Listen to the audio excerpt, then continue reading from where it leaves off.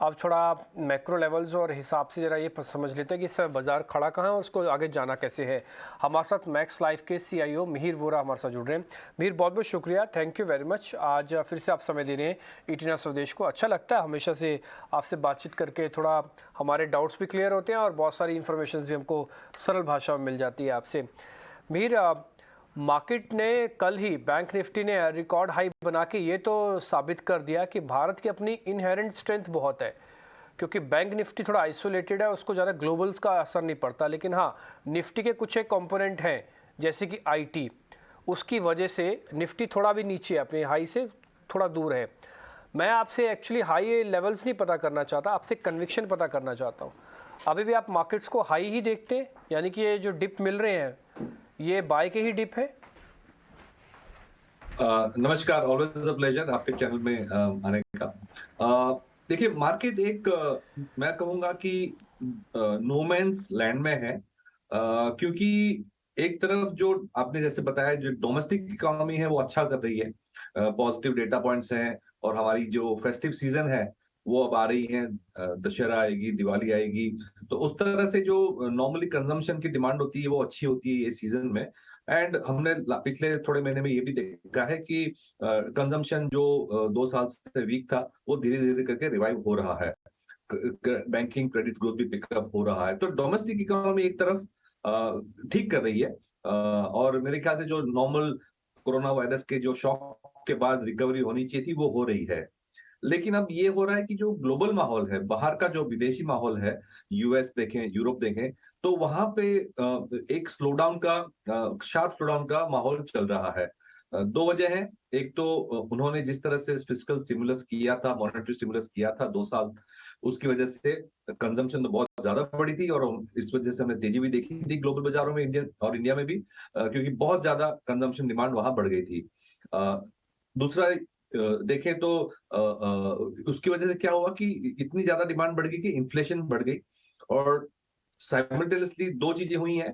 एक, चाइना बहुत बड़े स्लोडाउन से गुजर रहा है, और दूसरा, यूरोप में रशिया की वजह से बहुत एक इकोनॉमिक शॉक लगा है। वहां पे जो गैस प्राइसेस हैं, गैस अवेलेबिलिटी है, उसकी वजह से स्लो डाउन हो रही है। तो एक ग्लोबली एक टाइटनिंग का माहौल है, लिक्विडिटी कम होने का माहौल है, और इकोनॉमिक स्लो डाउन का माहौल है, और डोमेस्टिक अच्छा कर रही है। तो इस ये दो ऑपोजिट फोर्सेस हैं, उसकी वजह से जो है मैं कहूंगा बाजार एक हमारी इकोनॉमी है नो मैन्स लैंड में है।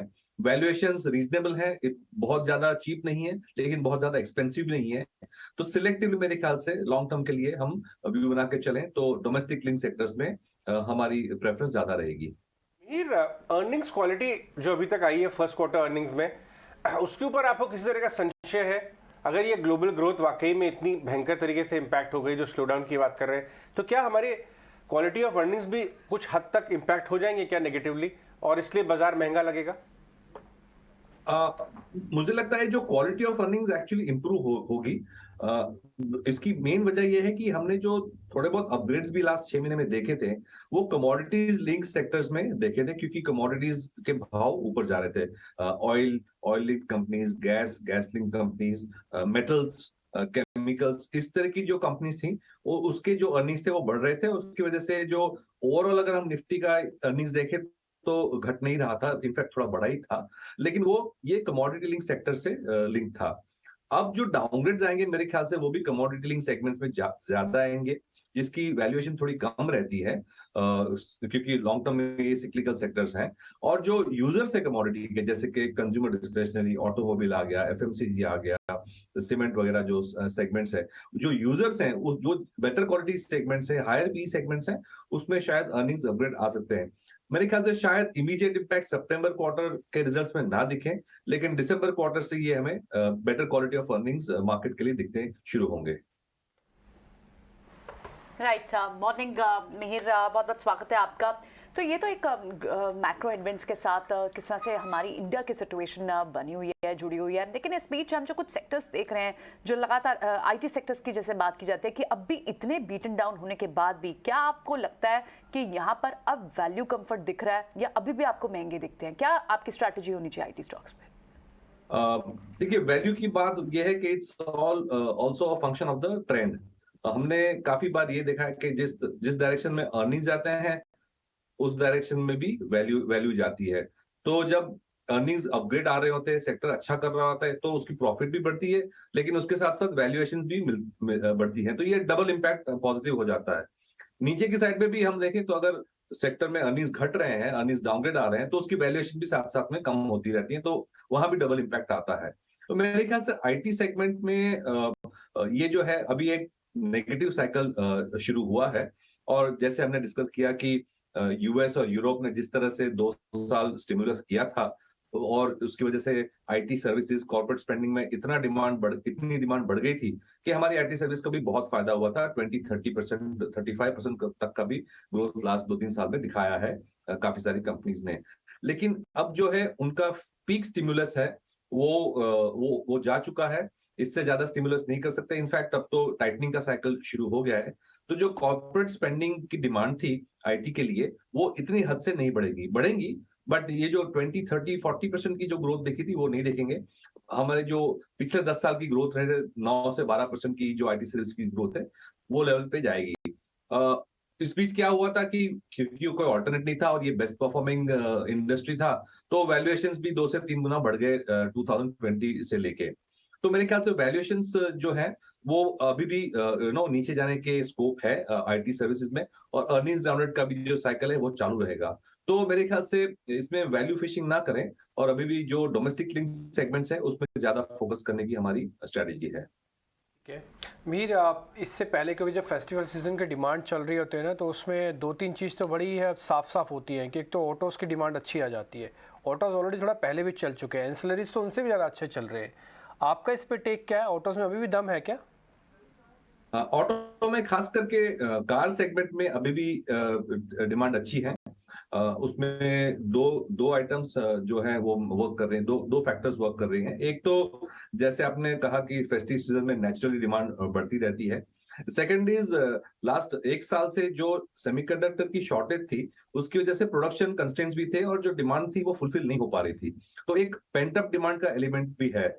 और अगर हमने लास्ट काफी महीनों में देखा है, पिछले काफी महीनों में देखा है, तो जो पॉपुलर मॉडल्स हैं, हायर एंड मॉडल्स हैं, वहां पे काफी सारी सेगमेंट्स में वेट लिस्ट भी चल रही है। तो नेक्स्ट फ्यू क्वार्टर्स के लिए, नेक्स्ट थोड़े क्वार्टर्स के लिए ऑटो में माहौल कंटिन्यूअसली अच्छा रह सकता है।